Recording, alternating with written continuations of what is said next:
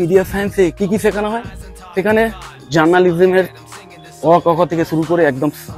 মানে অ্যাডভান্স লেভেলে জার্নালিজম শেখানো হয়, নিউজ অ্যাঙ্করিং শেখানো হয়, নিউজ রিপোর্টিং শেখানো হয়, বিভিন্ন নিউজ পেপারে যে রাইট আপ লেখা হয় সেই রাইট আপ কীভাবে লিখতে হয় সেটা শেখানো হয়, বিভিন্ন ব্লগিং সাইট, অনলাইন ব্লগিং যে সাইটগুলো হয় সেখানে কী করে ব্লগ লিখতে হয়, কন্টেন্ট রাইটিং যেটাকে বলে সেটা কী করে করতে হয় সেটাকে শেখানো হয়, একটা ওয়েবসাইটে কী করে মানে কোনো একটা ওয়েবসাইটকে মানে পেজ মানে এসইও ফ্রেন্ডলি করে তোলার জন্য কীভাবে লিখতে হয় সেইটা শেখানো হয়, যেটা ভীষণ ইম্পর্টেন্ট, যেটা ডিজিটাল মার্কেটিংয়ের একটা পার্ট, সেটা শেখানো হয়। ডিজিটাল মার্কেটিংয়ের অ্যাকচুয়ালি কমপ্লিট অ্যাসপেক্টটাই এর মধ্যে কিন্তু শেখানো হয়। তো ডিজিটাল মার্কেটিংটা একটা মানে আলাদা সাবজেক্ট বলতে পারো, মানে একটা আলাদা ফিল্ড বলতে পারো, যেটা কিন্তু পুরোটাই এই কোর্সের মধ্যে ওয়ান অফ দ্য পার্ট শেখানো হয়। আর ডিজিটাল মার্কেটিংয়ে যে সমস্ত টুলসগুলো ইউজ হয় না, তার মধ্যে গ্রাফিক ডিজাইনের